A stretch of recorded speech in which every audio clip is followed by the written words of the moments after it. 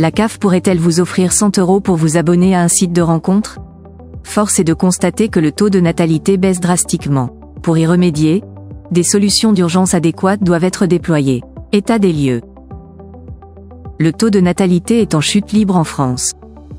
D'après les données provisoires de l'INSEE, publiées le 1er août dernier, le nombre de naissances en France a chuté de 2,4% sur les 6 premiers mois de l'année 2024 par rapport à l'année dernière sur la même période. Il s'agit d'un taux critique qui pourrait empirer dans les prochains mois. Le cas échéant, le nombre de naissances en France pourrait atteindre un niveau bas jamais enregistré depuis la fin de la Seconde Guerre mondiale. En tout cas, ça fait déjà environ 10 ans que le taux de natalité est en chute libre. Le recul s'est accéléré ces dernières années.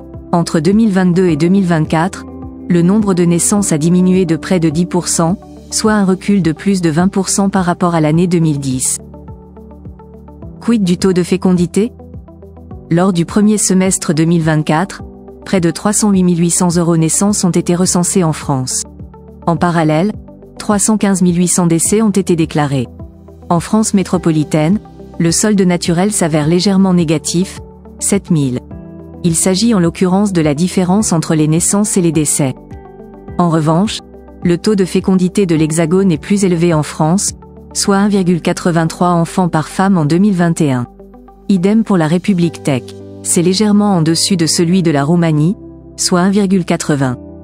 Il faut savoir que le nombre de naissances dans un pays est mesuré selon deux paramètres: le nombre de femmes en âge de procréer et le taux de fécondité.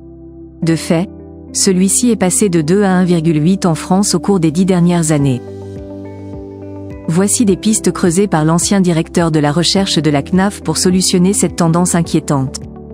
Face à cette tendance baissière du taux de fécondité en France, il y a quelques solutions proposées.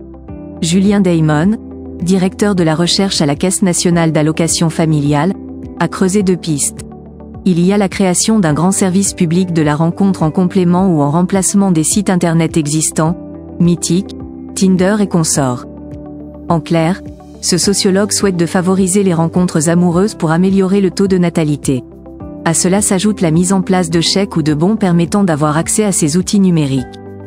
Toujours dans l'objectif d'améliorer le taux de natalité en France, le sociologue suggère au pouvoir public de soutenir les bars, restaurants et salles de sport organisant des moments de rencontre. Parmi les pistes creusées par Julien Daymon, citons le financement du conseil matrimonial par les CAF à destination des individus seuls, sans ou avec enfants souhaitant se relancer dans l'aventure à deux.